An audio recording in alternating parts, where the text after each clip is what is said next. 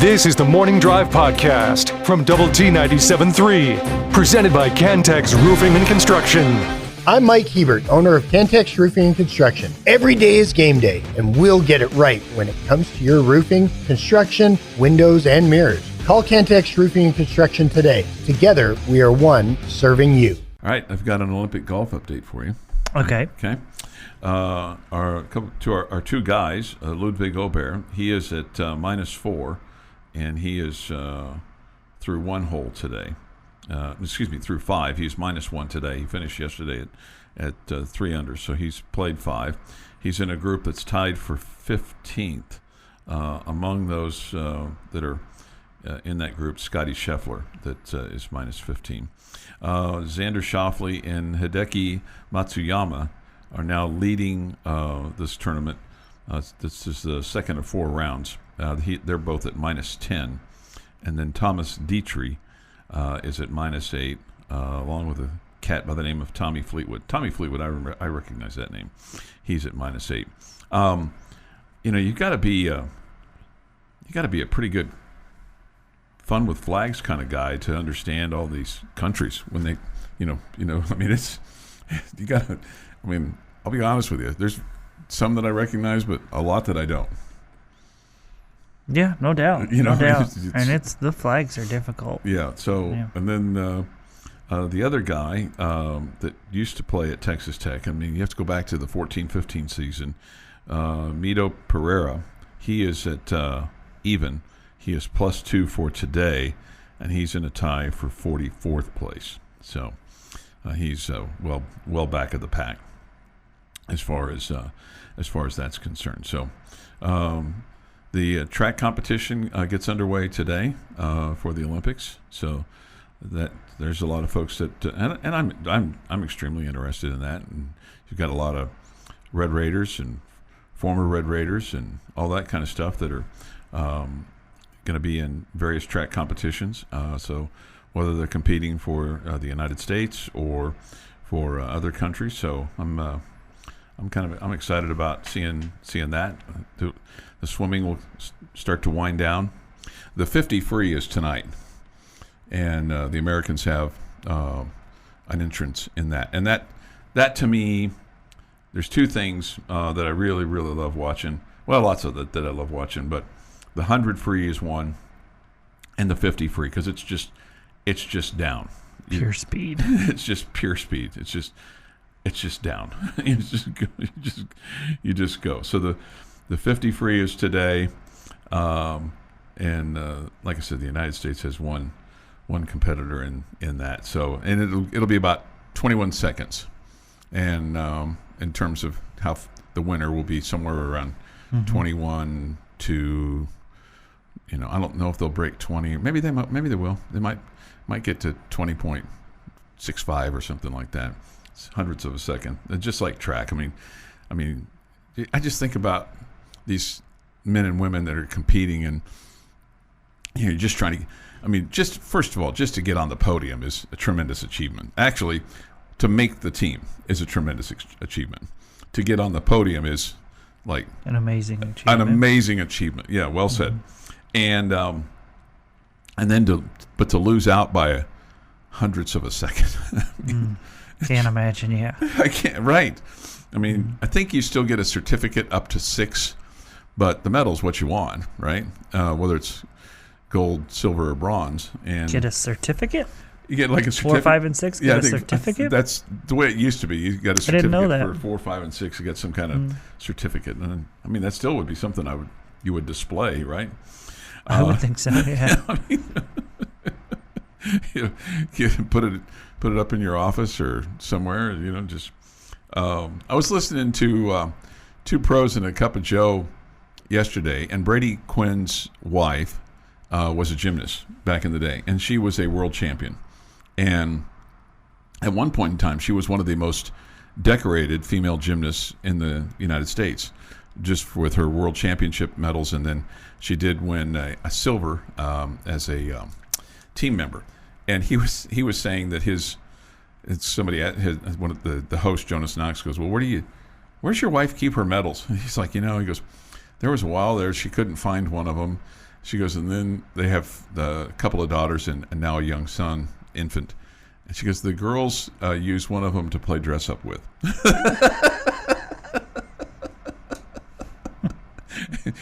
So if you have, I don't know if your girls ever played, I'm sure they did, play dress up and Sure. Had those dresses and, they would, but apparently they would play dress up with, and I could see that because our girls, I did that too, or at least the youngest certainly did that more than the oldest. But anyway, it was just kind of funny to hear that. So we have reaction to the boxing stuff on the Yates Flooring Center chat line. Centex Hank says this: every one of these has been a failed male athlete who couldn't compete against other males and decided he wanted to be a she so they could feel like a winner. The only successful athlete who transitioned was Bruce Jenner, and as Caitlyn Jenner said, what's going on is unfair and shouldn't be allowed to continue. I hope he stands up some more, or she, or whatever. Jamie, you're spot on with your ESPN take. Okay. Make no mistake, he's a man. It's now an Olympic event for men to beat on women, and he will win the gold. What is this world coming to? Yeah, no, man, it's just crazy. I remember. Yeah, do that not in a boxing ring, and they'll put you away for a long time. Right. As well they should. Yep, absolutely. As well they should. I remember, the first time I was exposed to this was way back in the day, like in the 70s, early 70s. I think 74 or something like that. Dr. Renee Richards, who was a guy that transitioned to a girl, and he at least, it was pretty common knowledge. And then he played Billie Jean King, and he got whooped, or she, or whatever. But I just remember going, well, that's so strange. I was just a kid, It's like, well, that's so strange. It's like, what? And he would, at the time, that person was like the most famous of all the ones that, and I don't even know if they called it transgender then. I think they just said, he was a guy and he wanted to be a woman, so he became a woman. They didn't have I don't even think there was a label for it back then. But there's plenty of labels now. All I know is if you're a dude, you shouldn't get to play against women and compete for things like gold medals, and you certainly shouldn't be allowed to box. Or if you've ever been one. And I hate what boxing has become, and I hate it even more now. Just hate it. Your daily dose of sports and fun. This is the Morning Drive Podcast from Double T 97.3, presented by Cantex Roofing and Construction. Good morning with Jamie Lent and Brendan Riker and Chuck Heinz. Great to have you with us today on the Morning Drive. We come to you from the First United Bank studio and look forward to hearing from you on the Yates Flooring Center chat line or the Visual Edge IT hotline. Red Raiders are in football camp. The other sports will start, if they haven't already, they'll start, matriculating into to Lubbock to get ready, like, soccer program and cross country and, stuff like that. Now some of the sports have just finished up, like because graduation is this weekend, so the summer sessions are over, and so the basketball teams have both had their final practices for the summer. And they'll take, I think they're off for 2 or 3 weeks, and then they'll get back at it. Yeah, I'd imagine volleyball and soccer are practicing. Yeah, probably already, or about to. Okay, I don't know. Just hadn't seen any communiques on that, but that. Yeah, you're probably right. We would probably get first day of soccer practice. Yeah. Come over and get video. Tom Stone probably like, hey, I'm on winter practice right now. I think Coach Stone's probably always ready to practice. Think so? Mm-hmm. He's ready to coach him up and get him going.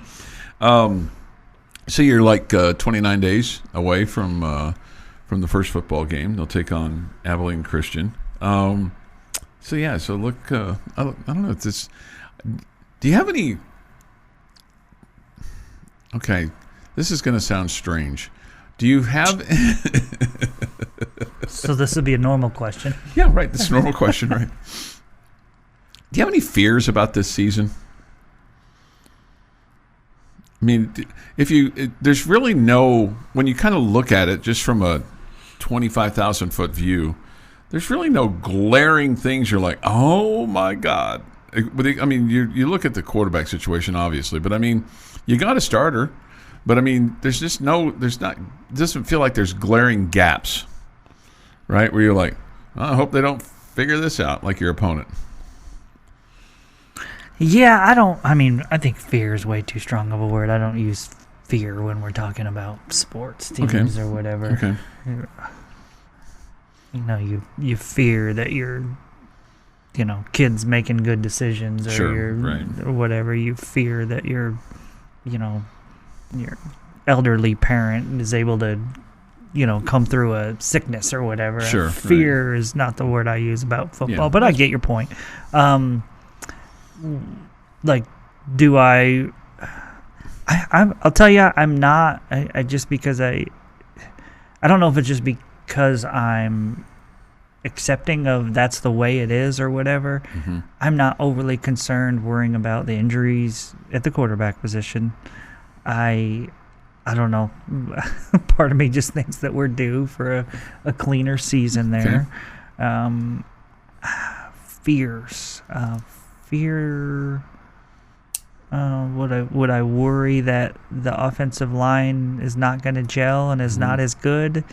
I probably am there a little bit, just because we haven't seen it be great in recent years. So until we see it be good, both in pass blocking and run blocking, because clearly you must have been pretty decent in run blocking last year. Mm-hmm. So the cynics would say, well, but why did Taj Brooks lead the nation in broken tackles if we were so good at blocking? That's fair. That's fair. I mean, that's they say it just like that too.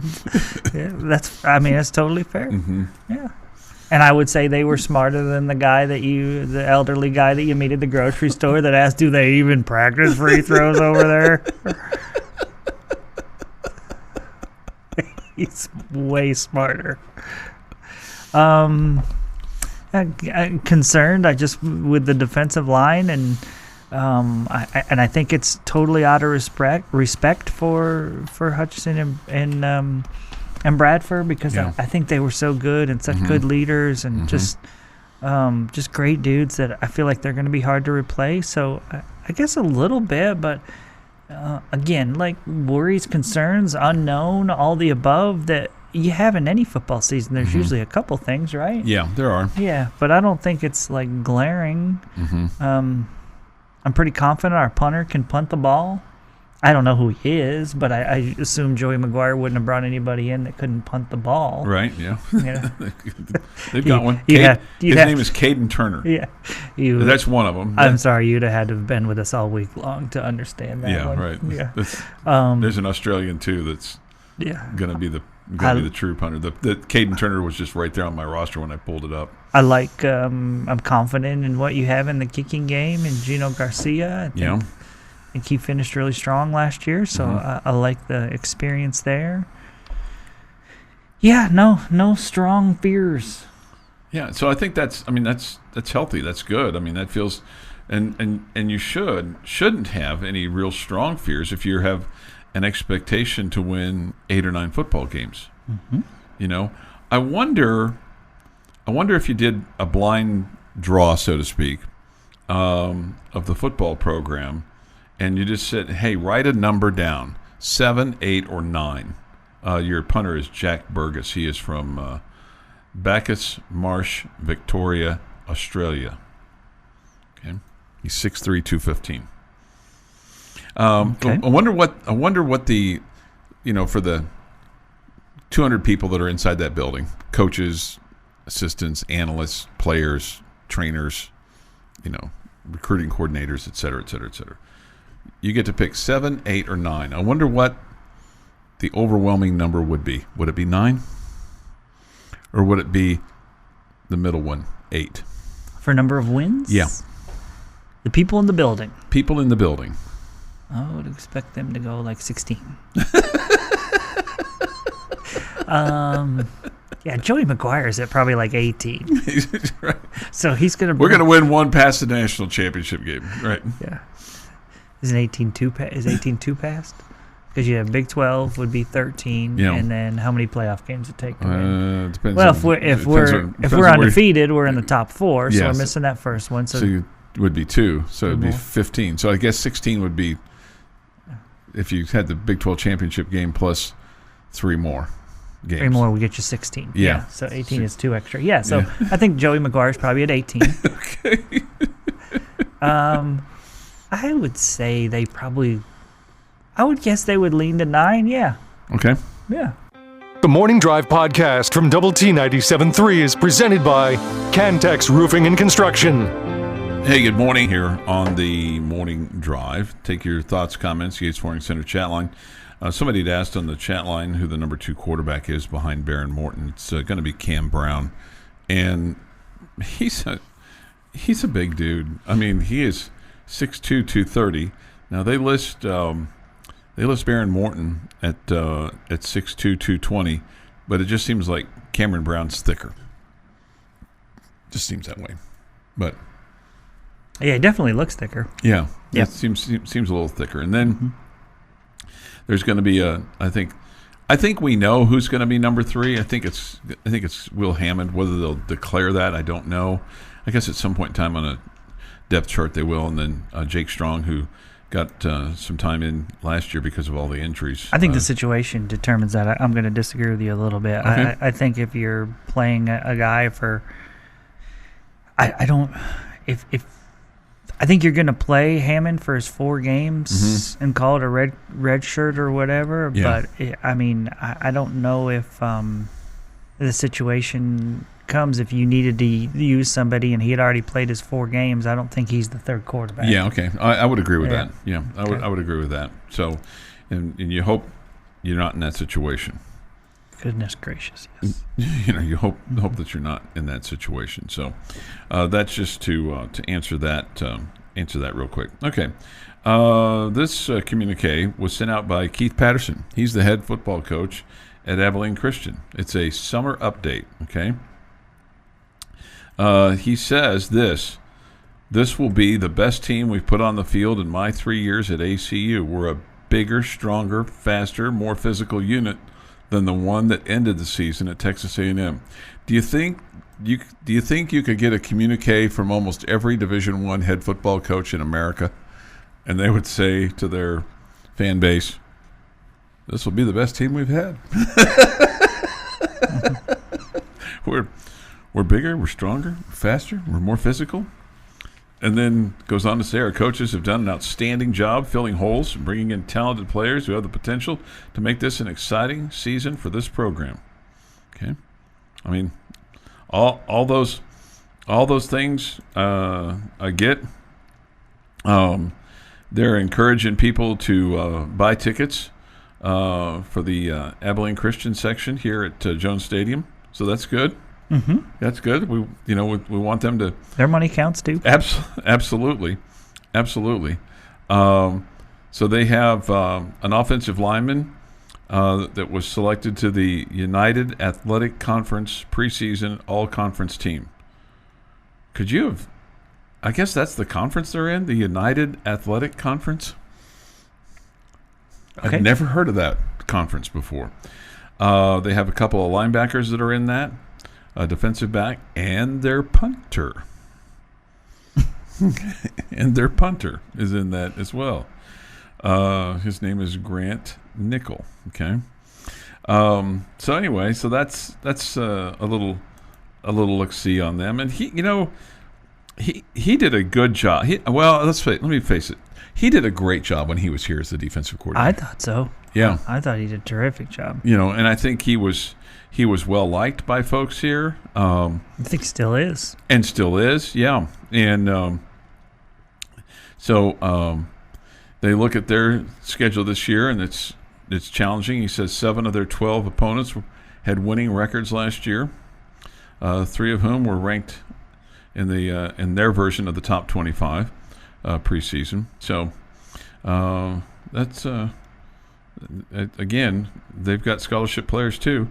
But sure hope that it's not much of a game. Sure hope that all of our quarterbacks get to play because of the score, not because of any other reason. Yes, exactly. Morton and Cam Brown. I think Cam Brown, he's going to play. I don't know how much he's going to play, but, we've talked a lot about the running backs, and, Coach McGuire talked the other day about the battle for number 2.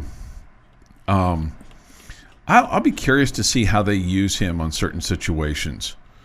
Is he a 3rd and 7 guy where, you've got, whether it's Cameron Valdez or Cameron Dickey or Taj Brooks in there, so you kind of have a dual threat or triple threat depending on what kind of formation you're running? No. He's not a 3rd and 7 guy. That's a passing down. Well, maybe just a little, throw him off guard a little bit. I think he's maybe a 3rd and 2 guy. Okay, probably so. You're probably right about that. Yeah, passing down. You're going to keep Barron in there. You would think so. Throw the ball right? to your. Unless you're just trying to, hey, let's trick him up a little bit, and then people like me are going to go, "What are we doing?" That's what I would be saying. Why would we be taking our better thrower off the field in that situation? It's not like Baron Morton can't run. Sneak attack. Yeah, but how much do you want him running? Well, if he's about to get sacked, I want him to run. Yeah, right. You get out of the way or throw it away. Do something. If it's 3rd and 2 and he sees an opening, I want him to run. Duck and run. Yeah. You just want to get the It first is football. They have to get hit. Yeah, you can't expect your quarterback to not get hit. Right. Maybe he's a 4th and 3 guy too. On the other team's side of the field? Sure. Past your 40? Yeah, I'm good with that. You want what is your line for, like, okay, if you were coaching the Red Raiders and it's 4th down and 3, do you want to be on the other side of the 40-yard line, on the positive side of the 40-yard line, or I hate to bore you here, but I gotta know how have you been running the football throughout the course of the day? How much time's left in the game? Are you winning? Are you losing? Are we desperate here, or are we in front? I mean, how's it looked? I mean, have we dominated up front? See, that's why you'd make a good coach. Yeah, I mean, I couldn't go by just a book. I would have to go by a little bit of, and I'm sure Coach McGuire does too. Have a little gut feel to it.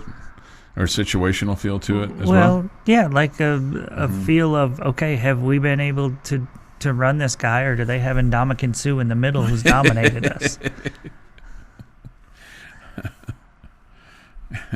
And again, I think that all coaches do that. They take the book and sometimes have to throw the book away when, it says to go for 4th and 1 at the 50, but we haven't picked up a 4th and 1 all game. Yeah, so, we're not going to do that. Right. Somebody says this quarterback Maverick McIver homecoming. Oh, yeah. Yeah. Yeah, good for him. Yeah. That's cool. Get to do something about that. Was he a local guy? Seems like he was from not too far away. Around here. I think he was from around here. Yeah. But I don't have his exact high school, so don't know. We get this from football.com. San Angelo. So, okay. Yeah, he's a local guy. It's a newly created conference of former FCS schools that Abilene's playing in. Okay. Okay, so that makes sense. Thank you for that. Thank you for that. Appreciate that. Appreciate all the advice this morning. 7:23 this morning here on the Morning Drive. Have a new poll that's out, and we can kind of discuss this a little bit too throughout the morning if you'd like. This is a CBS preseason top 25 that they did with their cadre of football experts from both CBS Sports and 24/7 Sports.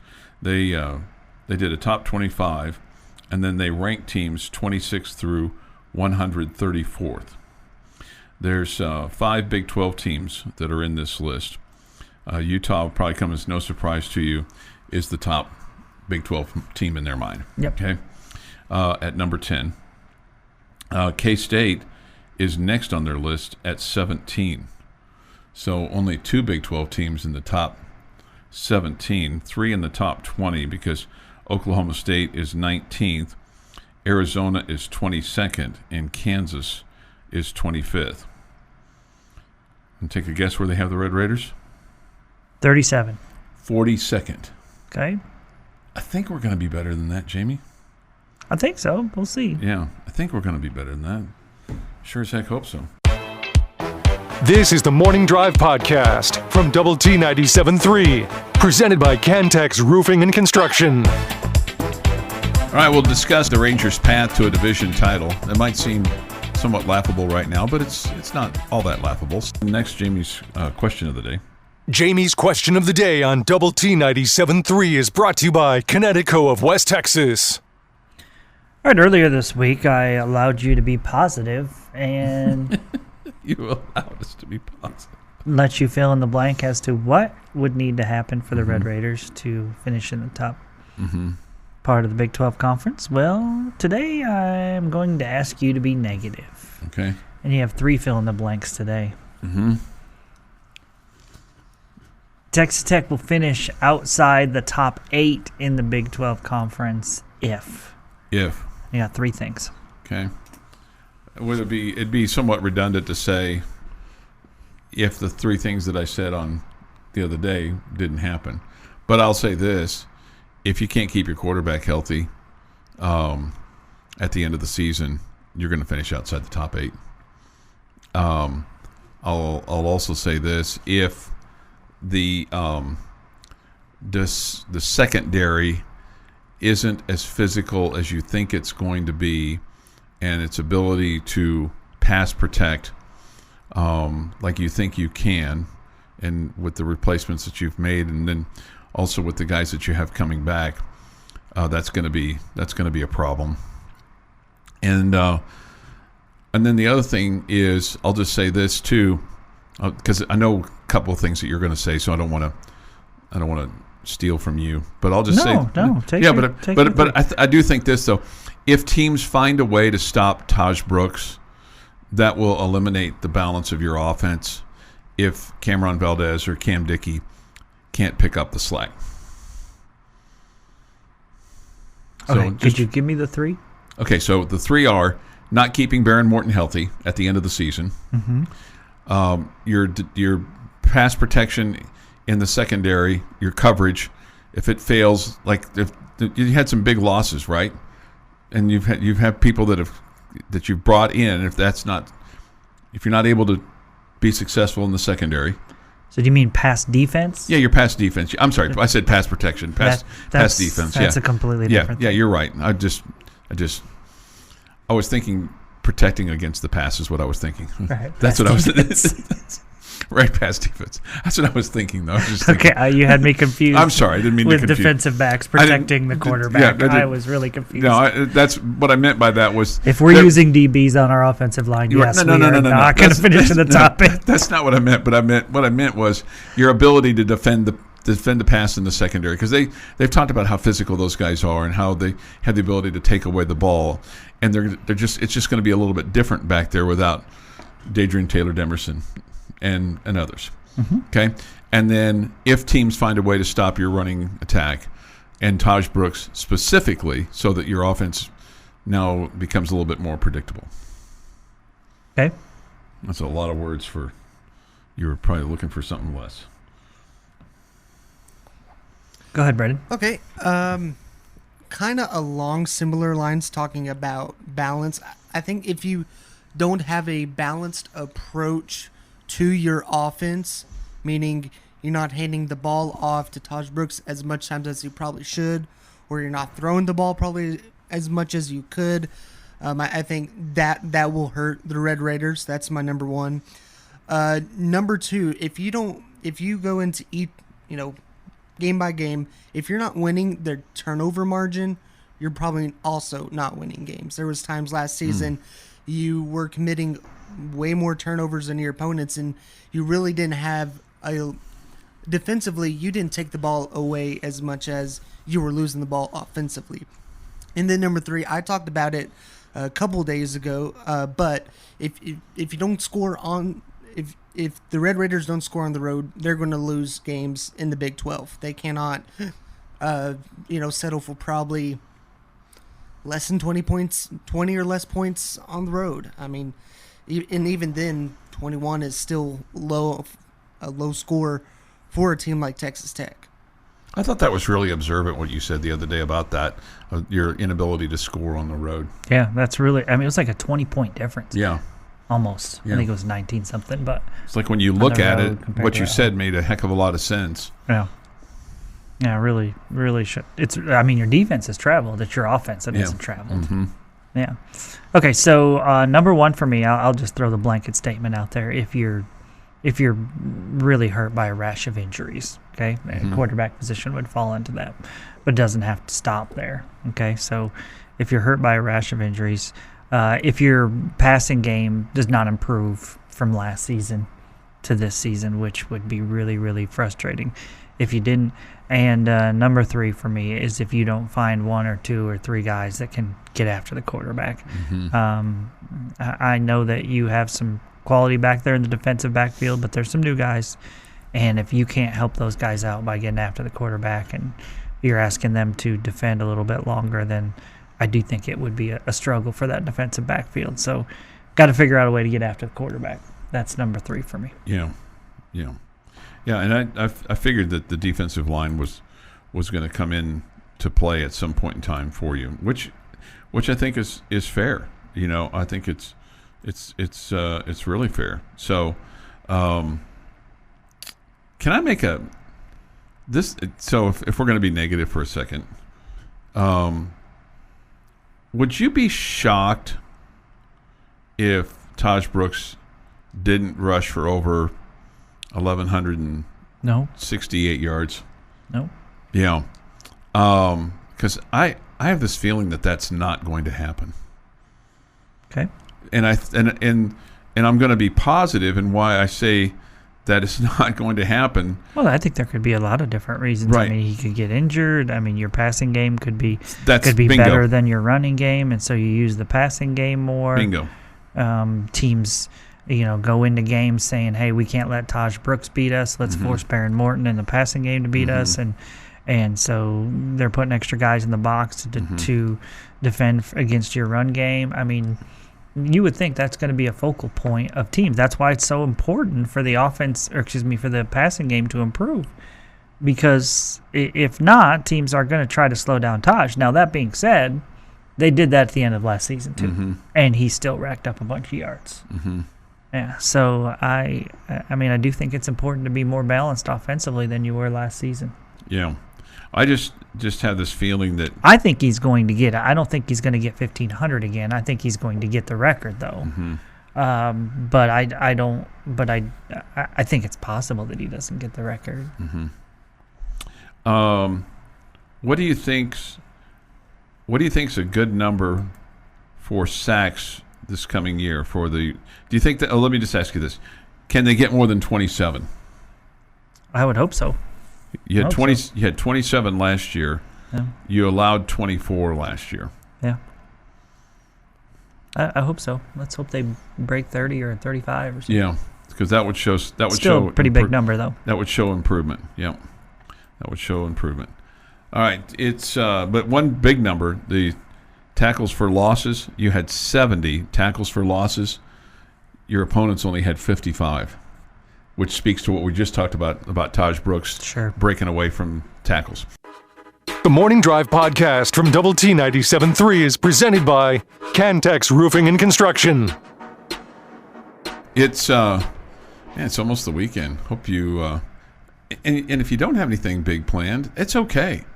I mean, I think about what Chris Snead says. I'm going to do nothing and it starts right now. Or I've got nothing planned and it starts right now. I like it. And I was thinking about that this morning when I got up. I was like, okay, what do I want to – I was kind of going through what I wanted to do this weekend. There's really not a whole lot. And I'm like, maybe I'm just going to take the Chris Snead approach and go, I'm going to sit right here and do nothing and it starts like right now. But I had to get dressed and come to work. So if you have a weekend of I'm going to do nothing, like nothing, what does that usually involve?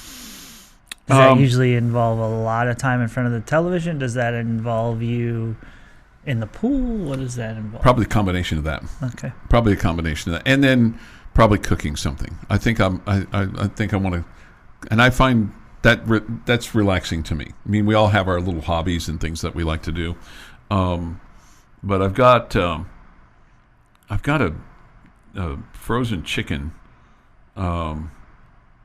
A friend and customer of mine, he raises chickens in addition to what he does for a living, and other types of animals. And then he has the meat butchered and blah blah blah.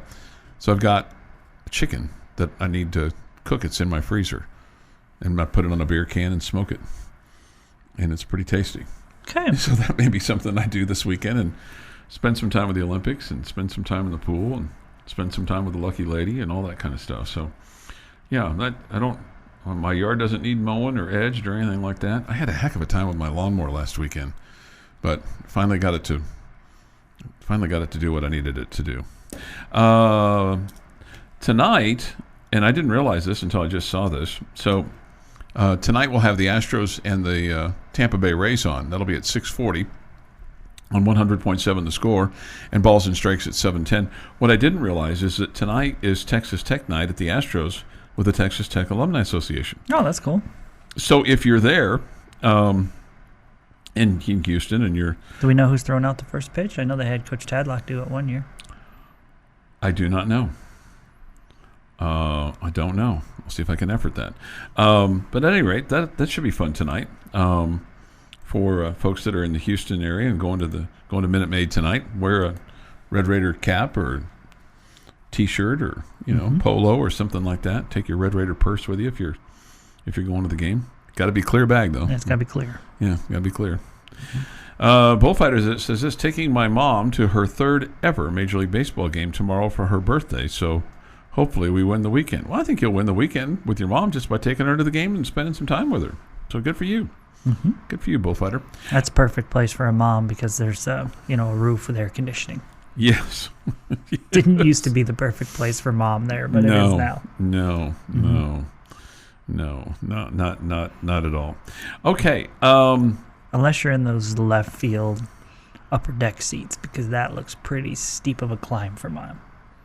Yeah. Those seats they look scary to me. Yeah, I'm more and more cognizant as I go around to some of these arenas and places to see how steep it is and go, man, I don't think I want to do that. I'm afraid I'll get what I'm afraid of. I'm afraid that I'll fall forward and then it'll just end up in left field. then I'll just kind of tumble and then I'll go over a railing and then that'll be that. My family went to Lucky lady look out will below, Evan Carter. Lucky lady will be going, oh, I'll need his car keys. Okay. I went to a Cowboys game a couple years ago, and my family sat in the tippy top, and it feels like if you make one wrong step down the stairs, you're gonna fall to the field. Yeah. It's kind of scary. Mm-hmm. I know when we were in Waco with Women's Hoops and seeing their new arena, and I was commenting to some of the workers there going, man, these things are steep. Yeah, we've already had a bunch of people fall. Yeah, I bet you have.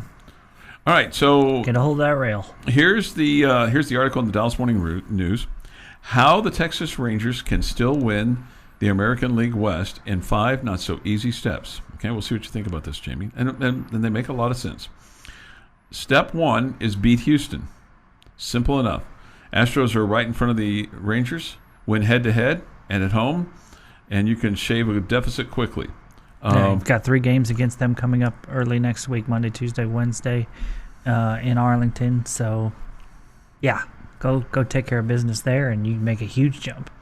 They say this: the Rangers have had 3 consecutive winning homestands.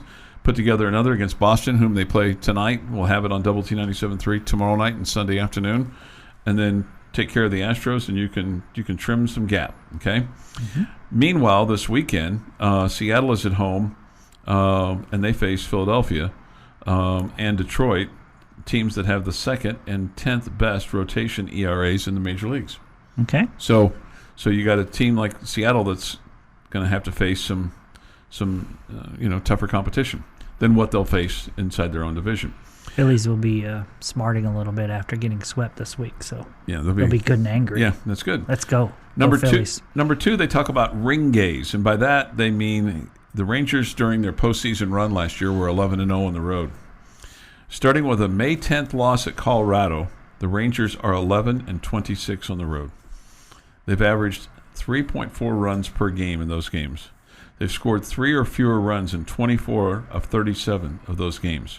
It's hard to win when you're not scoring like that. Sounds like what Brennan was talking about earlier with the Red Raider football team. Yes. We got to take the offense on the road. Yes, right. Don't leave it in Arlington. Right.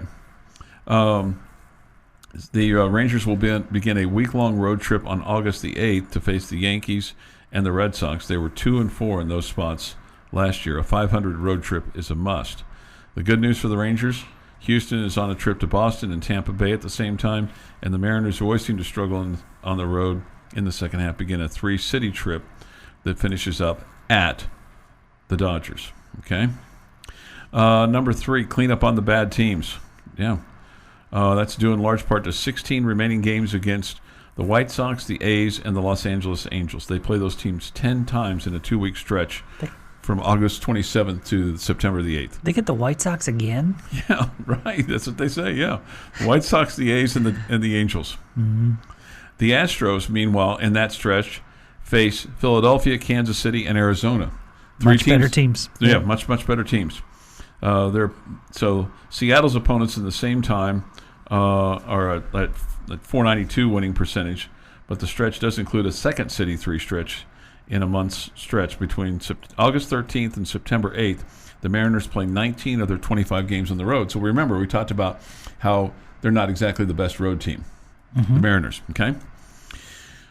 So that's a way to pick up some games. Number 4, beat Seattle. The Rangers play a 7-game home set with the Mariners between September 12th and the 22nd. And those 2 series are sandwiched around American League East opponents, Toronto and Arlington for the Rangers, the Yankees and Seattle for the Mariners. How about that? So, right. Man, let's go, man. Print up some T-shirts. So it feels like a lot of it's predicated on your schedule is better. Yeah. Than Seattle and Houston. And then on the 5th step, the Rangers, they say repeat step 3, which is winning on the road. The Rangers finish with 3 games on the road against Oakland and the Angels. They say the last 3 games in the Oakland Coliseum for the A's could be either a circus of the absurd or a complete ghost town. And then while the Rangers face the A's, Seattle and Houston play 3 games at Minute Maid before the Astros finish at Cleveland and the Mariners finish at home against Oakland. So that seems like a well-reasoned path, but you've got to perform. All right, what's your percentage right now? Rangers win the division. 55%. 35%. 35? I was going to go a third, so 33%. Okay. All right. Still think it's possible, though. You're going to have to figure it out quick. This has been the Morning Drive Podcast, presented by Cantex Roofing and Construction. Check out our library of Double T 97.3 podcasts at doublet97.3.com.